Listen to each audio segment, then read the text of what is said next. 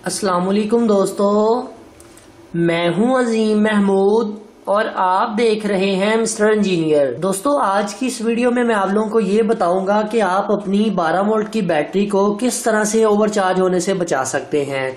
आप में से बहुत सारे दोस्त मुझे ये कह रहे थे कि हमें कोई ऐसा तरीकाकार बताया जाए कि हमारा ये जो 12 वोल्ट का देसी ट्रांसफार्मर है ये हमारी बैटरी को ओवरचार्ज ना करे।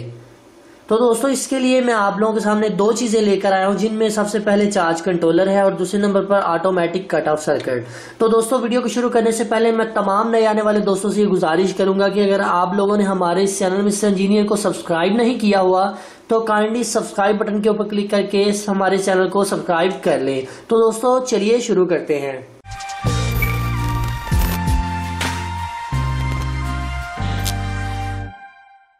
जी तो दोस्तों, जैसा कि आप लोगों को पता है कि ये जो देसी ट्रांसफार्मर होते हैं इन्होंने आउटपुट के ऊपर 12 वोल्ट आप लोगों को देने होते हैं, जो कि मुसलसल आपकी बैटरी को जाते रहते हैं, जिसकी वजह से आपकी बैटरी ओवरचार्ज होने की वजह से उसकी लाइफ कम हो जाती है। सो हमें चाहिए कि उसके दरमियान में एक ऐसा सर्किट लगा दें या एक ऐसी डिवाइस लगा दें जो कि उसकी बैटरी को फुल होने के बाद पीछे से जो वोल्टेज आ रहे हैं उनको कंट्रोल करे, उनको रोक ले, ताकि आपकी बैटरी ओवरचार्ज ना हो। तो इसके लिए सबसे पहले मैं आप लोगों को प्रेफर करूंगा ये सोलर वाला चार्ज कंट्रोलर CM3024। इसमें दो किस्म के मॉडल आते हैं, एक ये सादे वाला है, इसके अंदर एम्पियर्स नहीं शो होते।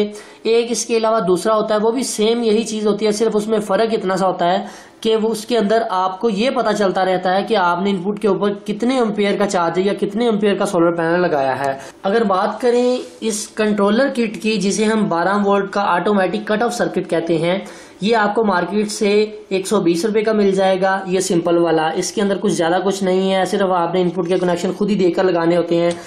ये 120 रुपए का है। इसके अलावा ये वाला जो है, इसके ऊपर सब कुछ लिखा हुआ है, ऐसी इनपुट आपने कहाँ से देनी है, आउटपुट कहाँ से लेनी है, 12 वोल्ट कहाँ पे लगाने। ये थोड़ा सा अच्छा सर्किट है, इसकी प्राइस 150 रुपया है।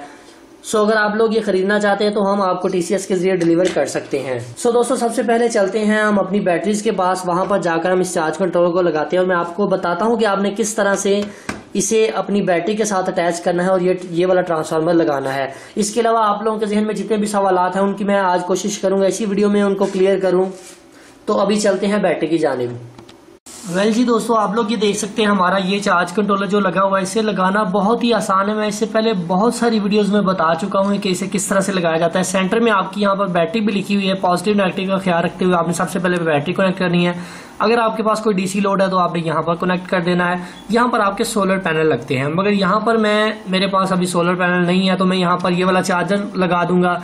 इसकी भी पॉजिटिव और नेगेटिव देखकर मैं इसके अंदर इंसर्ट कर देता हूँ जल्दी के साथ। अच्छा जी, तो आप अभी यहाँ पर देख सकते हैं कि हमने अभी अपने चार्जर को इसके साथ कनेक्ट नहीं किया, इस वजह से यहाँ पर कोई भी एरो का निशान शो नहीं हो रहा। जैसे ही मैं अपने चार्जर के प्लग को ऑन करता हूँ, ठीक है, मैंने ऑन कर दिया, तो आप लोग यहाँ पर देख सकते हैं कि हमारी जो बैटरी चार्ज होना स्टार्ट हो चुकी है हमारे इस छोटे से ट्रांसफार्मर के साथ, जो कि 5 एम्पियर का है।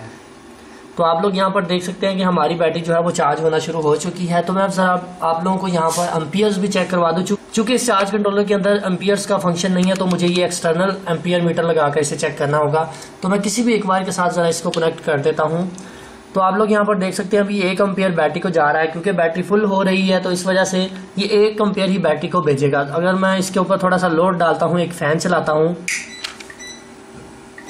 अभी मैंने इसके साथ एक फैन को कनेक्ट कर दिया है। फैन अभी स्पीड के साथ जब रन होगा तो इसके एम्पियर्स इंक्रीज होंगे।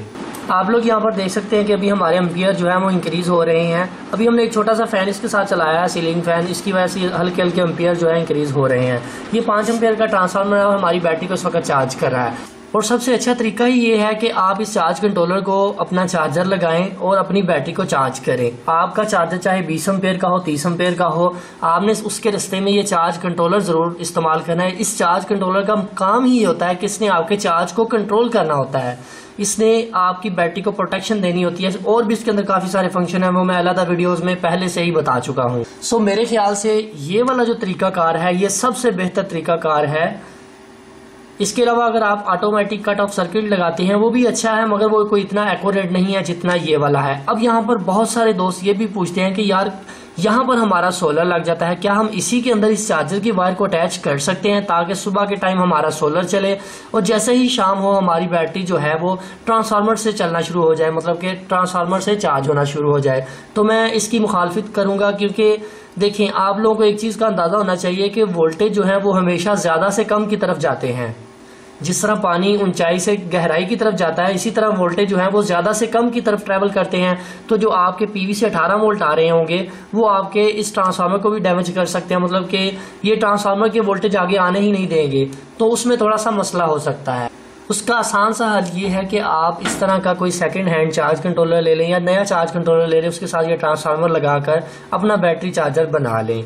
और जो सोलर के साथ लगा हुआ है वो सेपरेट से लगा होना चाहिए, दोनों एक बैटरी के साथ आसानी के साथ कनेक्ट हो सकते हैं। सो फाइनली दोस्तों आज की वीडियो यहीं तक थी। उम्मीद करता हूँ आप लोगों को पसंद आई। अगर आप लोगों को वीडियो पसंद आई है तो काइंडली वीडियो को लाइक जरूर कीजिएगा। वीडियो पसंद आने की सूरत में अपने दोस्तों के साथ भी शेयर कर दीजिएगा।